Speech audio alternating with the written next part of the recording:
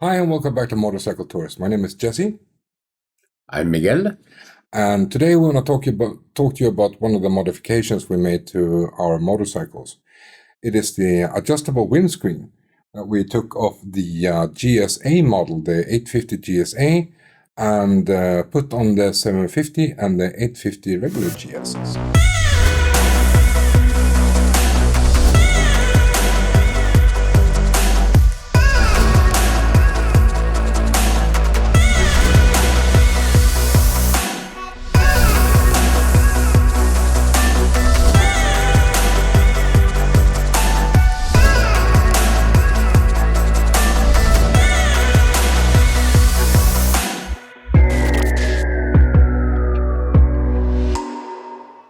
So we got the adjustable windscreen, the mechanism and the actual windscreen from our motorcycle dealer here in Sweden, who ordered it and installed it for us.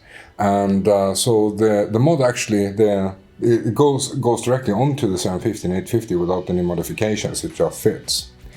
And I think the best thing about it is that you get an adjustable windscreen. I mean, you can get an aftermarket windscreen that's taller or shorter, whichever you prefer, but it's going to be fixed in that position, right? I mean, if it's cold and it's raining, then you want a tall windscreen. If it's really, really warm, then you probably want no windscreen at all, or at least just a very small one. And with this adjustable mechanism, you can get like the best of both worlds. And the question is if it's going to be adjustable enough so that when it's in the race mode, it'll protect you against the wind, and when you lower it, then it's gonna give you some wind blast to cool you down, right? So you have ridden with this for the past 13,000 kilometers in 6 months. Yep. So what can you tell us about your experience riding with the adjustable windscreen? It's a great improvement. Yeah? Yep. In the lower position, it's very much similar to the original one. So it doesn't actually protect very much. No, but it allows you to get some wind when it's really, really warm. Yeah, when you really need it. For instance, you're driving off-road or through a town and it's hot, then you want a little wind. Yeah. So then it's excellent. Yeah. But then, of course, when you rise it up, it protects you from the rain, from the wind, and it's an excellent improvement. Now, I know a lot of people are going to ask about this and also about how tall we are and all that. And I feel it's very important to point out that mileage may vary quite a lot with these depending on your proportions. We, for instance, we are 178 centimeters tall and we have an inseam of 30 inches, which means that we have very, very short little legs, like a cartoon, and really, really long spine. So when we sit on the motorcycle, we sit really tall on the motorcycle, but we can barely reach the ground. And that means that no matter what windscreen we buy, we're going to get it on the helmet, right? Whereas other people have longer legs and shorter spines, they can sit on the same motorcycle, and for them the wind will go directly over the helmet. So obviously mileage may vary quite a lot depending on your proportions. But for us, when it is in the lowest position, when you lower the windscreen, whereabouts do you get the wind on your body? Around here and up. So the top of the chest. Yeah, and quite a lot of buffling around. Yeah, turbulence around the helmet. Yes. Yes, as it should be when you're. So it's not good if you're going fast. No, compared to, for instance, the original windscreen, if you compare the adjustable one in the lowest setting and the original windscreen, how do they compare?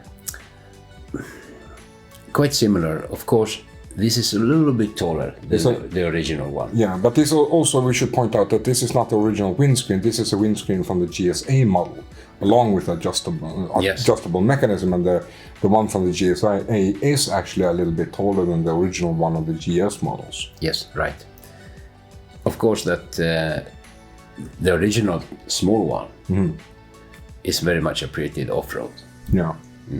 So for people who drive a lot of off-road, keeping the original windscreen may be a better option. Yeah, but because whatever weather it is, you're going to be warm. Yeah. And then you really appreciate to get the wind distributed all over.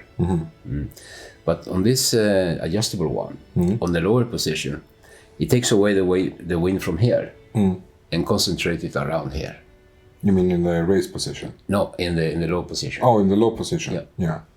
All right, so it does hit you from the top of the chest and up. Yeah. So I know in the 750, for instance, with the original screen, it was pretty much a naked bike. Yeah. The original windscreen is just a little flat for decoration, so you get the wind distributed all over your body, which is really nice when it's warm, but not so nice when it's raining and when it's cold. Yeah. The 850 has different ergonomics, of course. It is a little taller cockpit, which means that the wind will hit you a little higher, but with this setup, it's going to hit you just that much higher, so it's at the top of the chest. Yes. Yeah, and in the what about when it's fully raised? Then it protects very well. Yeah. I get the wind up here. Yeah. And it doesn't disturb me very much, really. No, but you do ride with the Schubert E1, the adventure helmet with the sun flap. Yeah. Same as the Klein Krios helmet, so yeah, I guess... So if it's a little side wind or so, but it's a great difference, because on the low position, I do have to use earplugs. Yeah. Because of the wind. In the rising position, I can ride without earplugs. So it's a great improvement if you're going long stretches on fast roads. Yeah. Yeah.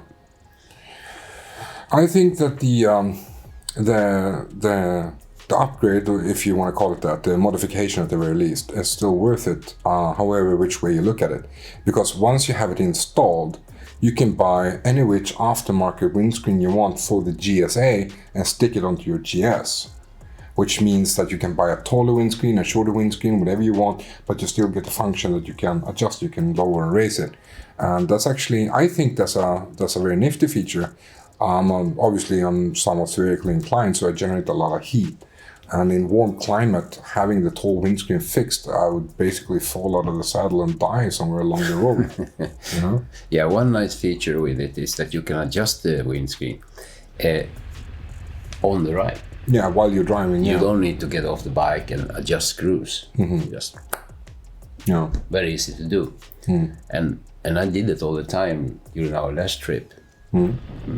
So, but what about if we think about at which speed you're riding? I keep saying driving because in Swedish we use the word driving for both cars and motorcycles. That's my native tongue. Wait, it's riding? Yeah, riding. I get a lot of comments on that on my videos. It's riding, not driving. So sorry, folks. I'm really trying here. Really trying. So at which speed can you ride before you need to raise the windshield before the turbulence starts to get too uncomfortable? About 90. 90 kilometers per hour. And above. Yeah, that's 90 in in metrics. I don't know how much is that in miles. I think it's 55. 55. Yeah, I think 55 miles. American miles. So 90 kilometers per hour in miles per hour. 55.923 miles. So at 90 kilometers per hour or 55.923 miles per hour, that's about when you need to raise it because of the turbulence, right? Yeah, so I think that concludes pretty much our review of this modification. I think it's well worth it. And mostly because you can put any aftermarket windshield for the GSA on there and still have the function to be able to lower and raise it. But if you do ride a lot of off-road and you think that asphalt is just means to get between the off-road places, then yeah, you might want to stick with the original or remove it entirely. So thanks for watching. Stay tuned to our channel for more awesome videos about motorcycles, gear and other things. And yeah, see you soon.